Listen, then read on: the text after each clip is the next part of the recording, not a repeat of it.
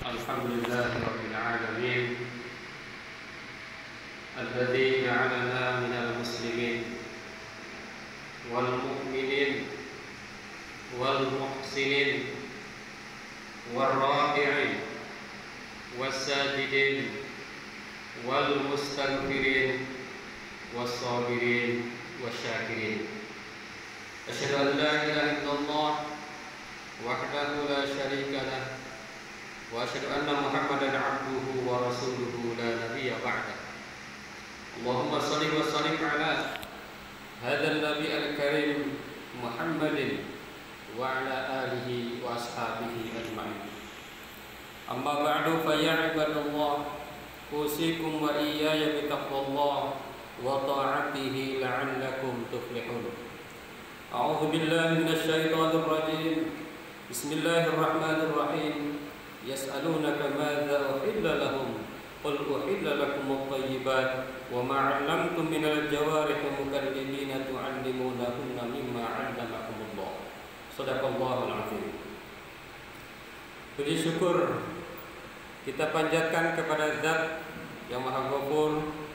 Salawat dan salam semoga tercurah kepada baginda tercinta Nabi besar Muhammad sallallahu alaihi wasallam. Beliau adalah manusia yang paling pandai berinvestasi.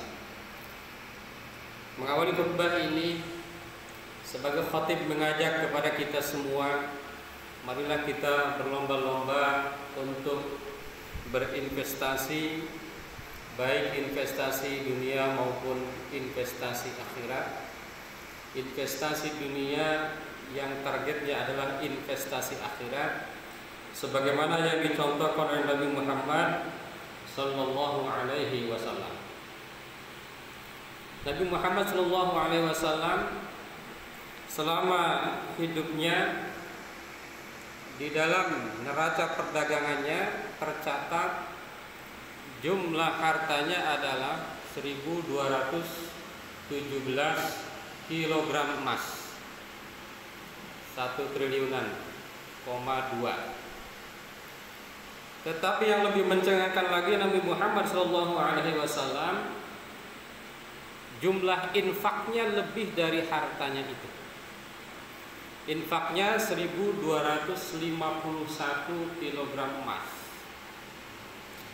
Ditambah dengan Nabi SAW berwakaf sebanyak 15 bidang tanah yang masing-masing bidangnya itu seharga lebih dari 25 kilogram emas, lebih dari 25 triliunan miliaran kalau dirupiahkan saat ini.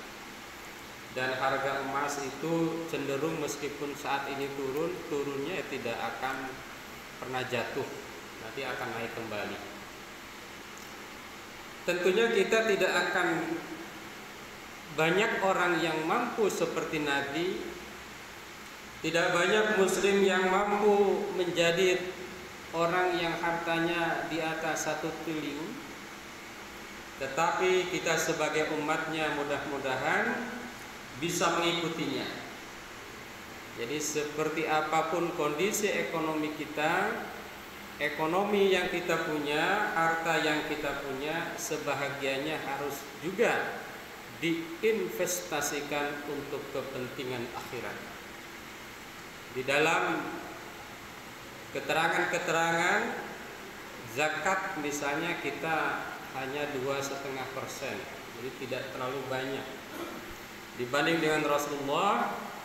Infaknya itu di atas 50%. Ini contoh dan ini harus kita teladani, mudah-mudahan meskipun tentu untuk sampai seperti Nabi masih jauh. Hadirin jamaah Jumat yang berbahagia. Apa sih inti dari investasi? Intinya ilmu. Jadi kalau orang pandai investasi ya karena dia punya ilmu.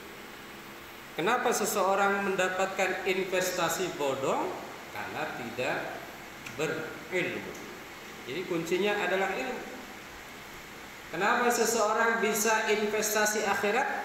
Karena ilmu. Kalau tidak ada ilmu ya tidak akan jadi apa-apa.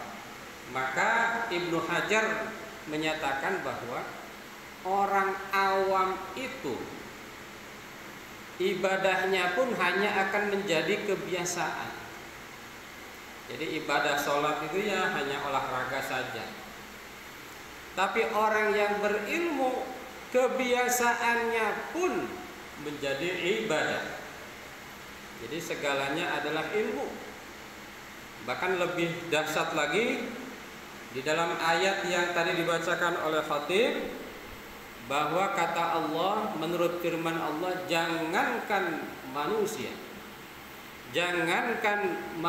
yang diberi akal, hewan pun yang berilmu itu berbeda dengan yang tidak berilmu. Anjing yang dilatih untuk berburu, binatang buruan anjing tersebut bisa menjadi halal karena ilmu yang diberikan kepada anjing itu, apalagi manusia. Di dalam hal ibadah pun demikian. Ada ibadah wajib, ada ibadah sunnah, ada yang mubah. Umat Islam harus pandai-pandai mendahulukan mana yang wajib, mana yang sunnah, mana yang mubah. Jangan mendahulukan sunnah, yang wajib ditinggalkan, atau hanya melaksanakan yang wajib, yang sunnah dilupakan. Ini Ibnu Hajar menyampaikan juga bahwa barang siapa yang hanya melaksanakan wajib, yang penting sholat dah, yang wajib 5 waktu, sholat sunnah enggak usah. Yang penting zakat, infak ke masjid enggak usah. Yang penting puasa Ramadan, puasa lain enggak usah. Yang penting berhaji, umroh enggak usah. Orang yang seperti ini, kata Ibnu Hajar, harus dikasih pelajaran, harus dikasih ceramah, harus diingatkan. Kalau pimpinan harus dibuat perpres, kira-kira begitu. Yang kedua, kata Ibnu Hajar Al-Asqalani, yang lebih parah lagi kalau orang mendahulukan sunnah, yang wajib ditinggalkan. Ini adalah orang yang kena tipu. Kirain mah dia berislam sudah benar, kirain mah amalnya sudah banyak, ternyata kena tipu. Kenapa kena tipu?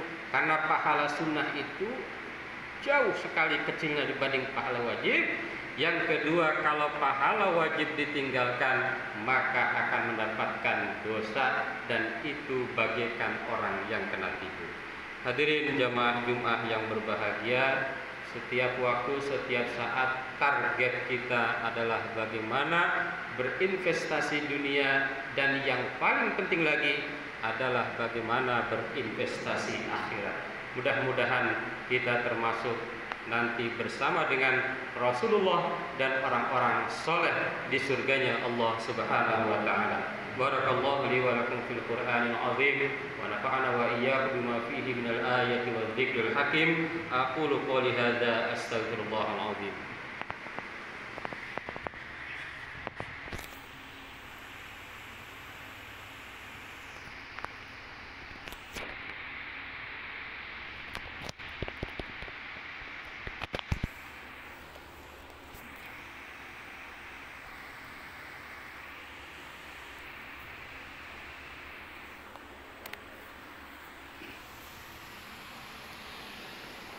Alhamdulillah alladzi kataba ala nafsihi rahmah wa amarna bimtisali ma'muratihi wa jitinabi manhiyatihi muddatal hayat.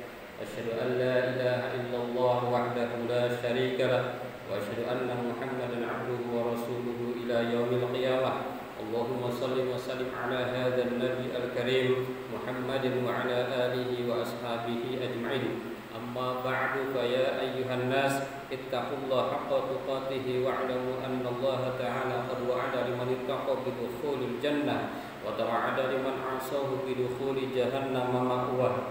Inna Allah wa malaikatahu yusalluna 'alan nabi ya ayyuhalladzina amanu sallu 'alaihi wa sallimu تسليما ورضى اللهم عن جميع الصحابة والقرابة رسول الله أجمعين آمين يا الله يا رب العالمين اللهم اغفر للمؤمنين والمؤمنات والمسلمين والمسلمات الأحياء منهم والأموات اللهم أصلح ذات بينهم واجعل في قلوبهم الإيمان والحكمة وأوزعهم على عهدك الذي أهدت إليهم واجعلنا منهم واتنا بذات الإسلام بهدايتك ورحمتك الواسعة وتقبل دعاءنا إنك أنت السميع العليم عباد الله إن الله يأمر بالعدل والإحسان وإيتاء ذي القربى وينهى عن الفحشاء والمنكر والبغي يعظكم لعلكم تذكرون واستغفروه إنه هو الغفور الرحيم